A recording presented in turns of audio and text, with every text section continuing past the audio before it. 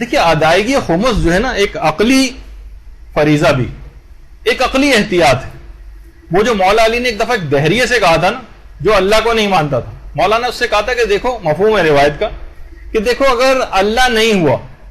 تو میں بھی نجات پا جاؤں گا اور تم بھی نجات پا جاؤ گے، تو وہ اللہ جب ہے ہی نہیں تو جو دونوں کا ایک ہی طرح سے ہوگا، کوئی مسئلہ نہیں، ہم دونوں کو کوئی فرق نہیں پڑے گا. لیکن اگر اللہ ہوا تو تو نجات نہیں پا سکے گا، میں نجات پا جاؤں گا، یعنی میں زیادہ سیف سائڈ پہ رہا. تو خمس اگر واجب نہیں تھا اور آپ نے پیسہ نکال دیا تو پیسہ اچھی جگہ پہ خرچ ہو گیا نا، آپ کا تبلیغات میں خرچ ہو گیا، مدارس میں خرچ ہو گیا، اسپتالوں میں خرچ ہو گیا، غریبوں کی کمک پہ خرچ ہو گیا، زلزلہ زدگان کے لیے خرچ ہو گیا، شہیدوں کے خانوادوں کے لیے مثلا خرچ ہو گیا، ان کی کمک کے لیے اچھی جگہ پہ چلا گیا نا پیسہ. لیکن اگر خمس واجب تھا اور آپ نے نہیں نکالا تو آپ تو پھنس جائیں گے. جو سخت ترین حالات سے وہ شخص دوچار ہوگا قیامت میں کہ جب خمس اس نے نہیں نکالا ہوگا تو وہ پھنس جائے گا وہاں پر. تو خمس کی ادائیگی میں ایک عقلی احتیاط بھی ہے. تو بہرحال یہ تمام چیزیں ہوئیں. اچھا دیکھیے، مالیاتی جو امور ہے نا، اس میں ان سے کھلواڑ کرنا اتنا آسان نہیں. اس میں آدمی کو ایک نا ایج نہیں لینا چاہیے احتیاطاً، بلکہ پیسہ چلا جائے زیادہ بھی تو چلا جانا چاہیے. پیغمبر اسلام جب بھی جنگیں ہوتی تھیں باقاعدہ بلال کے ذریعے ہر جنگ کے بعد ایک اعلان کرواتے تھے، رد الخیاط والمخیط، ایک ایک سوئی اور ایک ایک دھاگا یہاں لا کر رکھ دو، اور خبردار دیکھو کوئی چیز بھی چھپانے کی کوشش نہ کرنا. ایک ایک سوئی اور ایک ایک دھاگا لا کر یہاں پر رکھ دو، کوئی چیز نہ چھپانا، کیونکہ اگر کسی نے کوئی چیز اس طرح سے چھپا کر رکھی تو انتہائی شرمناک کام ہوگا، آرن و نارن، اور اس کا انجام دوزخ ہے. یہاں پر ان افراد کا پھر جواب آ گیا اس روایت کے اندر کہ پیغمبر جو کہتے ہیں کہ بھائی یہ کیا دھنیا، چاول، چینی، پتی اور فلاں فلاں چیزیں، یہاں پیغمبر فرماتے ہیں ایک ایک دھاگا اور ایک ایک سوئی یہاں لا کر رکھ دو. امام موسیٰ کاظم کا لے کر آئیے دماغ میں کہ ایک کپڑا ٹکڑا اور 4 درہم تک ریسیو کیے، اور کہا خدا کوئی شرم محسوس نہیں کرتا. تو بہرحال ان کا بھی جواب ہو گیا. تو اب مختلف جو اخباری حضرات ہیں، اب اخباری کے معنی اگر یہ کہ کوئی ایوننگ اسپیشل ٹائپ کے اخبار پڑھ کے اپنے آپ کو اخباری سمجھ رہا ہے، شام کے اخبارات پڑھنے کی وجہ سے، اس کو اخباری نہیں کہتے، بلکہ جو قرآن و احادیث سے اس قدر واقف ہو، حدیثوں میں اتنا، اس کو اخباری کہتے ہیں. شاید اس کو لوگوں نے سمجھ لیا ہے. تو بہرحال اچھا، جب یہ پیغمبر کی طرف سے باقاعدہ مدت کا اعلان بھی ہوتا تھا، مدت کا اعلان کہ فلاں وقت تک پیسے یہ سب مال غنیمت جمع کرا دینا. اچھا، ایک صاحب تھے، وہ کئی دن بعد مدت گزرنے کے ایک رسی کا ٹکڑا لے کر آئے، کہا کہ یا رسول اللہ، یہ پیغمبر نے کہا تم نے اعلان نہیں سنا تھا، اس میں مدت کا تذکرہ ہوا تھا، کب تک جمع کرانا ہے؟ اس نے کہا یا رسول اللہ سنا تھا. پیغمبر نے فرمایا پھر تم اب جاؤ، جمع کرانے کا وقت گزر چکا ہے، قیامت کے دن لے کر آنا. کتنی سخت بات. تو بہرحال اس قدر سختی کے ساتھ جو ہے پیغمبر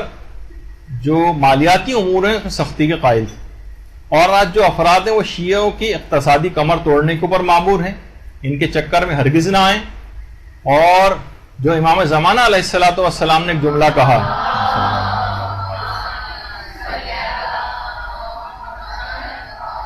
کہ قد اذان جہلاء الشیعۃ وحمقاؤہم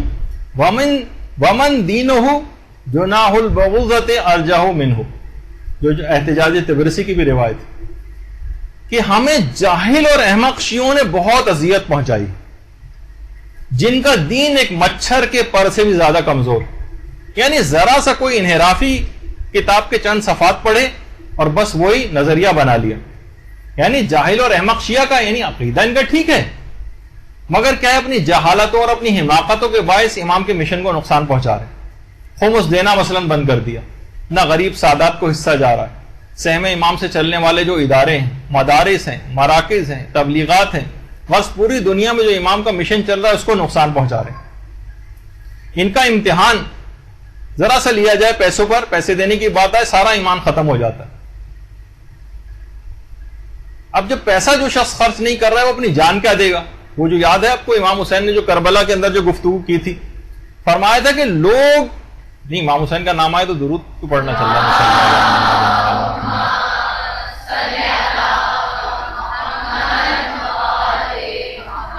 کہ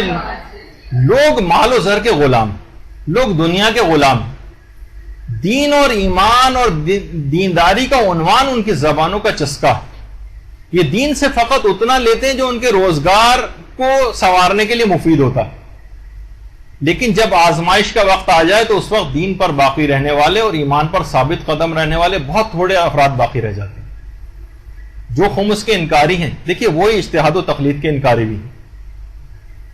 وہ کہتے ہیں کہ اپنے مسائل لوگ خود حل کریں، کتاب و سنت نکالیں۔ آپ نے پوری بحث دیکھی، حالانکہ ہم نے کیا، ہماری علمی حیثیت بھی کوئی نہیں کہ ہم ان کے اوپر جو ہے صحیح طور پہ گفتگو کر سکتے، لیکن کتنی تفصیل پھر بھی آپ کو نظر آئی۔ تو اب آپ دیکھیں کہ تقلید کے علاوہ کیا چارہ کار آپ کے پاس رہ جاتا ہے ایک عام آدمی کے لیے، وہ کیسے اتنی مختلف روایت میں راہ رشد و ثواب حاصل کر سکے گا۔ رجال کی بحثیں ہیں، کون سا راوی کیسا ہے، الفاظ روایت کیسے ہیں، عربی کے اندر جو عبارت ہیں وہ کیسے وہ پڑھے گا، کلام امام کی مراد کیا ہے، روایات کا سیاق و سباق کیا ہے، پرانی آیات کے ساتھ کوئی ٹکرا تو نہیں رہی، روایت ٹکراؤ کی صورت میں کیا، کن اصولوں کے تحت کیسے مسائل کو درک کرے گا وہ، سوائے حیران و پریشانی اور سرگردانی کی کوئی چیز ہاتھ نہیں آئی۔ تو اگر چند فاسق و فاجر یا چند اردو میڈیم قسم کے افراد جو دین کے سو کالڈ چیمپئن بن رہے ہیں ان کی بات ماننے سے بہتر نہیں کہ جو مقدس، متقی، کوالیفائڈ فقہاء و مجتہدین کی بات مانیں، ان کے نظریات کی طرف چلیں۔ آیت اللہ جواد تبریزی کو ایک صاحب کا ایک دفعہ، بس بالکل آخری 2-3 جملے رہ گئے،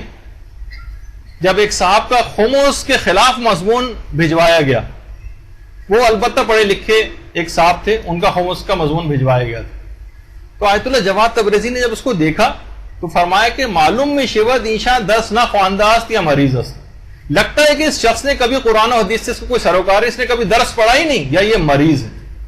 اور یہ شخص قرآن و حدیث سے نابلد ہے، یا یہ مخالفت کرو اور شہرت پاؤ کے اصول کے اوپر کاربند۔ تو خمس کے جو خلاف ہیں یہ ہمیشہ سے مرجعیت کے بھی خلاف ہیں، یہ اجتہاد و تقلید کے بھی خلاف ہیں، یہ انقلاب اسلامی ایران کے بھی خلاف ہیں، یہ کسی مسجد میں کبھی نظر نہیں آتے، کسی جگہ نماز پڑھتے نظر نہیں آتے، شہادت ثالثہ کے لیے پمفلیٹ اور وہ سب کچھ تقسیم کرتے ہیں ہر جگہ، لیکن خود کبھی یہ نماز پڑھتے نظر نہیں آتے۔ یہ ظالم حکومتوں کو ہمیں البتہ ٹیکس دیتے نظر آتے ہیں، اچھا شہری بننے کے لیے لحاظ سے اس بات ضروری سمجھتے ہیں ان کو ٹیکس دیا جائے، لیکن خمس امام تک نہ ان کے نمائندوں تک نہ پہنچے، دینی واجبات ادا کرتے نظر نہیں آتے۔ انہوں نے کبھی، ان کو ہم نے نہیں دیکھا کہ ان پیسوں سے انہوں نے کوئی ادارے بچے ہوئے پیسوں سے قائم کیے ہوں، کوئی تبلیغات ہوں، کوئی کتابیں لکھنے، اس لحاظ سے علوم محمد و آل محمد علیہ کوئی مکتب و مدرسے قائم کیے ہوں، کوئی یتیم خانے قائم کیے ہوں، کوئی مساجد قائم کی ہوں، شہیدوں کے گھرانوں کی کوئی کمک کی ہو۔ مسلسل خمس کے خلاف ایک مہم جو ہے وہ چلائی جا رہی تاکہ معاشی کمر شیعوں کی توڑی جائے۔ یہ سادات کے فوق العادہ قسم کے احترام کے قائل ہیں اور ایسی محبت کے قائل ہیں کہ سیدانیوں کی شادیاں مشکل سے مشکل تر بنا رہے ہیں، ان میں کرپشن کو فروغ دیا جا رہا ہے، معاشی بائیکاٹ جو ہے وہ سادات کا وہ کیا جا رہا ہے، کہتے ہیں ان کو صدقہ نہ دو، ان کو خمس نہ دو کیونکہ وہ تو معاف ہو گیا ہے، فطرہ اور زکوٰۃ بھی نہیں، رد مظالم بھی نہیں، سادات کا معاشی استحصال کرنا چاہتے ہیں۔ یہ خیر خواہ ہوتے تو خیر خواہی کو کوئی ادارہ قائم کرتے، یہ قوم پہ کوئی وقت پڑے، کبھی کوئی قتل و غارت گری ہو جائے، کسی کی نماز جنازہ بھی تک کسی شہید کی پڑھتے یہ لوگ آج تک نظر نہیں آئے۔ ان کا مشن اور مقصد فقط علماء و مراجع کے خلاف اپنی زبان کو اور اپنی قلم کو استعمال کرنا ہے، انہیں گالیاں دینا ہے، انہیں غیر حلالی کہنا ہے۔ تو لہٰذا ہمیں چاہیے کہ جاہل اور احمق شیعہ نہ بنیں، ان کو پہچانیں گے، لومڑی ہیں جو شیر کی کھال پہن کر لوگوں کے اندر آ گئے، یہ آپ کے علمی مراکز اور حوزہ ہے، علمیہ کو نابود دیکھنا چاہتے ہیں، ان سے بالکل بھی مروب نہ ہو، ان چیزوں کی کوئی حقیقت اور حیثیت نہیں ہے جو جس قسم کے الزامات لگاتے ہیں، اور مراجع کے اوپر الزام لگانا ایسی جیسے انسان چاند کے اوپر تھوکے تو اپنا تھوک اپنے منہ پہ اس کے آ کر گرے گا۔